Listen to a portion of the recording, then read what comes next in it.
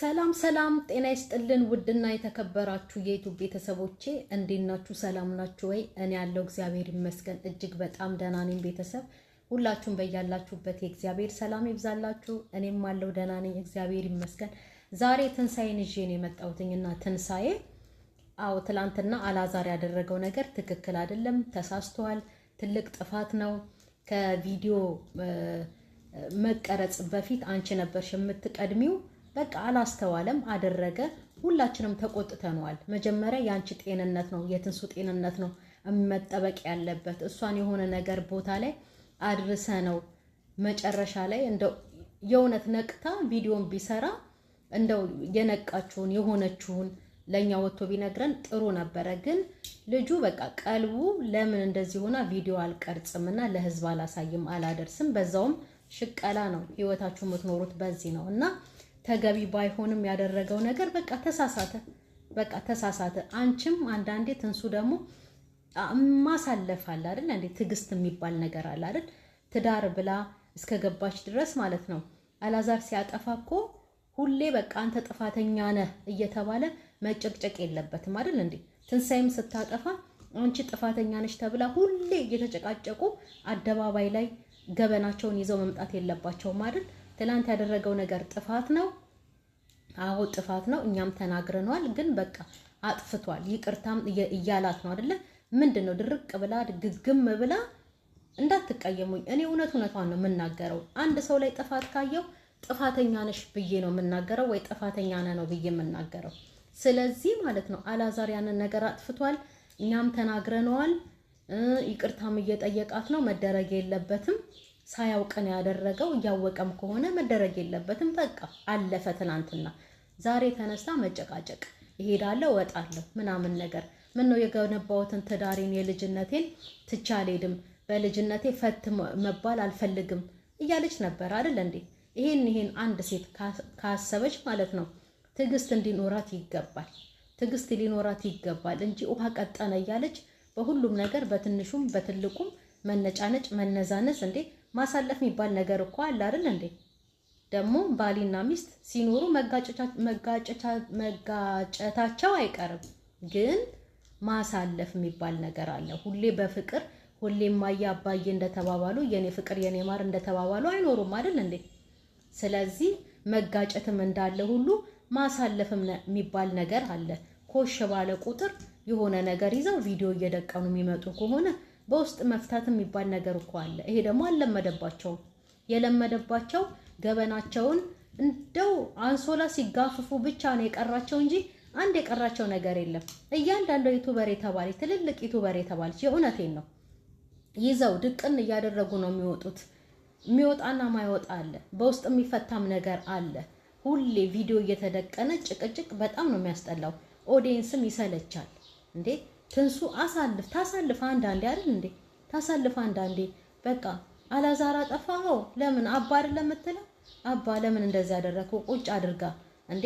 ብልጥም መሆን አለባት። ሁሌ ነጭናጫ፣ ሁሌ ነዝናዛ፣ ሁሌ ደግሞ ተጨቃጫቂ መሆን የለባትም። አንዳንድ ነገሮችን ስታይ ባላየ ላሻትልም እንዴ? ምንድነው? ወጣት ናት፣ ገና ልጅ ናት። ሁሌ እየተጨቃጨቁ ትዳር ላይ ይሆናል? አይሆንም። ትዳሩ የሚፈርሰው በዚህ ነው፣ መሰለቻቸት ስለሚመጣ በኋላ ላይ ማለት ነው። ሰው ደግሞ ሲለምነው ይቅርታ ሲጠየቅ ልብ መከፈት አለበት። ወይ ለድራማው ተብሎ ተጨቃክነው ከሆነ አላቅም እንጂ አንድ ሰው ተንበርክኮ ይቅርታ ሲለመን ልብ መከፈት አለበት፣ ልብ መሰበር አለበት። ያ ሰውዬ ስራችን ተንበርክኳል፣ ይቅርታ እየጠየቀን ነው አይደለ? መተው አለብን። እንደዚህ ድርቅ ማለት ምንድን ነው? ታሳልፍ ትንሳኤ። ኮመንት ጻፉላት። ታሳልፍ አንዳንድ ነገር እንዴ? በቀጠነው በወፈረው አላዛርን እየነዘነዝ ነው እየሰደብ ነው። ከእናቱ ጋራ በሚያደርጉት ነገር እየሞለጭ ነው። እዚህ ደርሷል። አሁን ደግሞ ትንሽ የመስተካከል ነገር እያየንበት ነው አይደል እንዴ? ስለዚህ ትንሳኤ ማሳለፍ አለባት። ትንሳኤ ማሳለፍ አለባት። ዝም ብላ ቪዲዮ እየደቀነች እየወጣች መጨቃጨቅ እሄዳለሁ እገባለሁ እወጣለሁ። አላዛርም ደግሞ እርጉዝ ናት። እስቲ የባልነቱን እንደ ወጣ አድርጎ ያዝናናት አይደል? ያዝናናት። አየር ትቀይር፣ ወጣ ያድርጋት። እዛ አንድ ቤት ውስጥ አፍኖ ወይ ደግሞ እዛ አንድ ሀገር ላይ አንድ አካባቢ ላይ አፍኖ ማስቀመጥ ሳይሆን ወጣ አድርጎ እያዝናና በቃ አየር ትውሰድ፣ ትቀይር አየር። ጽንሱም ተጨናንቋል። የእውነት በስመ አብ ወልድ። እኔ ለጽንሱ ነው ያዘንኩት መድኃኔዓለም በሚያውቀው። እናት እንዲህ ስትንገበገብ እንዲህ ስትሆን ያለመመቸት ነገር ሲታይባት ውስጧ ያለው ፍጡር እኮ ይጨናነቃል። ይሄንን ነገር አታውቅም እንዴ? ታውቃለች እኮ የጤና ባለሙያ ናት።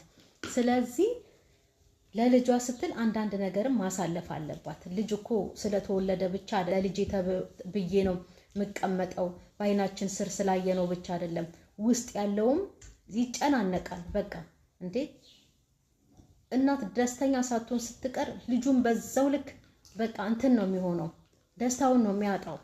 ስለዚህ ለልጇን በማሰብ ጭቅጭቅን አንዳንዴ ማራቅ መተው። ምንድነው ሁሌ ጭቅጭቅ ደግሞ ቪዲዮ እየተደቀነ ሁሌ ጭቅጭቅ? ተወይም በቃ ተወይም በቃ ተወይም በቃ። ምንድነው የሚተዋት? ባሏ አይደል እንዴ? አንዳንዴም እኮ መስማት እኮ ነው አይደል እንዴ? ሴት እኮ ሚስት ባሏን መስማት አለባት። እኔ አይደለሁም ምለው መጽሐፉ ነው። ባልም እንደዛው ነው አይደል? መከባበር አለባቸው፣ መተጋገዝ አለባቸው፣ መተሳሰብ አለባቸው። ባል የሆነች ፍንጭ ነገር ተያዘበትና ሁሌ ጭቅጭቅ ያስጠላል አይደል? ሚስትም የሆነች ፍንጭ ተያዘባትና ሁሌ ጭቅጭቅ ያስጠላል አይደል እንዴ? ስለዚህ ትንሳኤ ሁሌ ጭቅጭቅ ቪዲዮ እየደቀኑ ምናምን ነገር በጣም ነው የሚደብረው። ማሳለፍ የሚባልም ነገር አለ፣ ትዕግስት የሚባል ነገር አለ። በኋላ ላይ ፍንቅልቅላቸው ነው የሚወጣው መሰለቻቸት ስለሚመጣ። የእውነቴን እኮ ነው። መጨረሻ ላይ በቃ ሰልችተሽኛል፣ አስጠልተሽኛል መባባል ደረጃ ላይ ሁሉ ነው የሚደርሱት። አንድ ሰሞንም ደርሰው ነበር እንደዛ።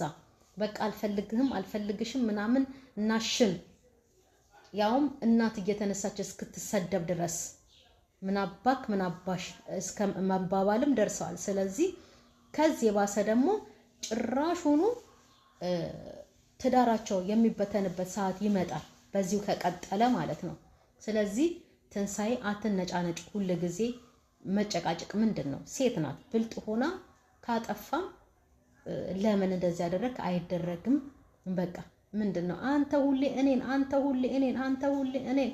በቃ አደረገው። በቃ እኛም በነገሩ ለምን አደረክ ብለን ተናግረናል። በቃ ስለዚህ አንዳንድ ደግሞ የሚጻፈውን ኮመንት እኛም ወተን በንዴት የምንናገረውን እየሰማች አትጨቃጨቀው። ይሄንኛ ወይ ወተን ባንናገር ለምን አደረክ ብለን ወይ ደግሞ ኮመንት ባይጻፍለት ባታነብ ወይ አትለውም ነበረ። እኛም ስለተሰማን ነው ለምን ይሄንን ነገር ታደርጋለህ እሷ አትበልጥም ወይ ብለን አላዛርን ስንጨፈጭፈው ያመሸነው አይደል እንዴ? ስለዚህ ይሄንንም አንብባ ሊሆን ይችላል፣ ግን አጥፍቷል። ጥፋት ነው በቃ ይቅርታ እየተጠየቀች ነው። ድርቅ ብላ እንትን ክችች ማለት የለባትም። ይቅርታ ነው ይቅርታ ነው በቃ ቤቷ ነው ትዳሯ ነው። ሴት ናት በብልጠት ትዳሯን ይዛ መቀመጥ። ወንድ ልጅም ደግሞ ሆዱን ይወዳል ይባላል፣ ሞኝም ነው ይባላል። እንዳያያዙ ነው አይደል እንዴ? ስለዚህ ወንድ ልጅን የምትመልሰውና ቤቷን የምትይዘው ሴት ልጅ ናት። ስለዚህ ትንሳኤ በሆነው ባልሆነው መጨቃጨቅ መነዛነዝ ሳይሆን ትዳሯን በደንብ መያዝ፣ አሁን ባሏን በደንብ አድርጋ መንከባከብ፣ የሰው ወሬ እየሰማክ ምናምን ነገር። ይሄ የመጀመሪያ እንትን ወራቶች አመታቶች በጣም ጭቅጭቅና ንዝንዝ ነው የሚበዛባቸው ይባላል። መጀመሪያ እንደዛ ነው፣ መጨረሻ ላይም መሰለቻቸት ይመጣል ይባላል። መጀመሪያ ላይ የተነጫነጩ የተነዛነዙ በኋላ ላይ ፍቅር ይሆናሉ ይባላል፣ በትዳር ዓለም ውስጥ ማለት ነው።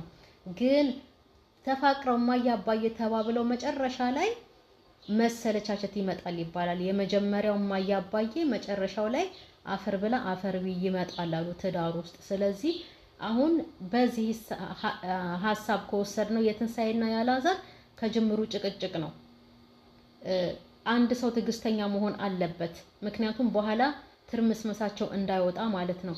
ወይ ደግሞ እንደ እግዚአብሔር ፍቃድ ደግሞ ይሄ አሁን ጭቅጭቁ ፈተና ሆኖባቸው አልፈውት በኋላ በስነ ስርዓቱ ትዳራቸውን እየመሩ የሚኖሩ ሰዎች ሊሆኑ ይችላሉ። ግን እንደዚህ ተብሎ ደግሞ ሁሌ ጭቅጭቅ ያስጠላል። አንድ ሰው ሲናገር፣ አንድ ሰው ሲጨቃጨቅ አንድ ሰው መብረድ አለበት። አንድ ሰው ነገሮችን ማሳለፍ አለበት እንጂ ዛሬ ትንሳኤ ግትር ድርቅ ብላ በቃ ምናምን ነገር ሁሌ በቃ ነው እሷ ጋር ሲበቃ አላየንም እኮ። ግን ቢሆንም ሁሌ ጭቅጭቅ ደግሞ ያስጠላል አይደል ቤተሰብ? ትንሳኤ ከእንደዚህ አይነት ድርቀቷ ደግሞ መመለስ አለባት። አላዛር ሁሌ ያጠፋልና ጥፋተኛ